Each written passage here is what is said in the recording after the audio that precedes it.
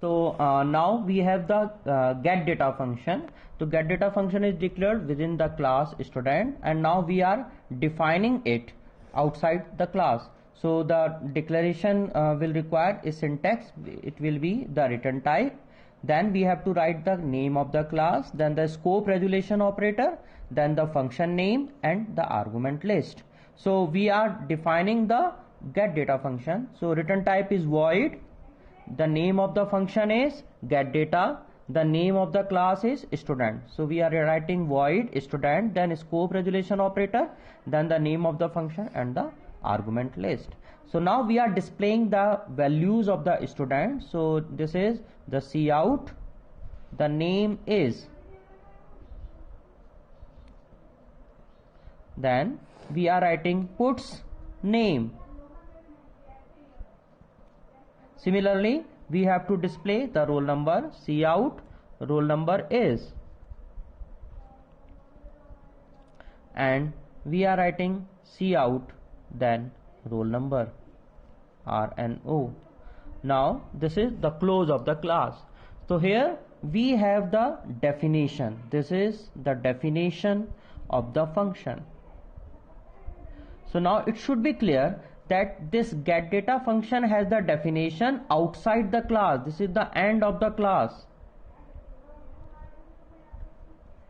and it has the declaration in the class. तो यहाँ पर गेट डेटा फंक्शन को हमने क्लास के अंदर डिक्लेयर किया और उसकी जो डेफिनेशन थी वो हमने क्लास के बाहर बनाई है. This is the definition. So this is the outline function. So it should be clear how we can make the inline function. This is the inline function and how we can make the outline function. So this is the outline function. So inline and outline function. Now there is the what are the difference between the inline and the outline function. The major difference is it is advised that when you have a small code of the function, then it is advisable, ये आपको सलाह दी जाती है कि आप function को inline function बनाएं, because the inline function has the fast execution. अब फास्ट एग्जीक्यूशन क्यों होता है? क्योंकि जब क्लास एग्जीक्यूट हो रही है तो जहां पर फंक्शन को डिक्लेयर किया गया है उसकी डेफिनेशन उसको वहीं पर मिल जाती है. तो कंट्रोल का ट्रांसफर नहीं होता है. कंट्रोल कंटिन्यूएशन में आगे बढ़ता हुआ चलता है. यहां पर कंट्रोल आया, उसके बाद वो नेक्स्ट लाइन पे चला गया कंट्रोल, फिर ये नेक्स्ट लाइन पे चला गया. So there is no transfer of the control.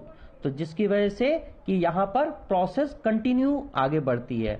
जबकि आउटलाइन फंक्शन जब एग्जीक्यूट होगा तो आपका कंट्रोल पहले गेट डेटा फंक्शन पर आएगा, लेकिन यहां पर इसको केवल इसकी डिक्लेरेशन मिली है, डेफिनेशन नहीं मिली है. तो it will search where it is defined. So now the control is transferred from this position to the position where it is defined. So now control transfer, जब control transfer होता है so it has to jump, इसको jump करना है एक जगह से दूसरी जगह पर, जो कि एक टाइम लेगा.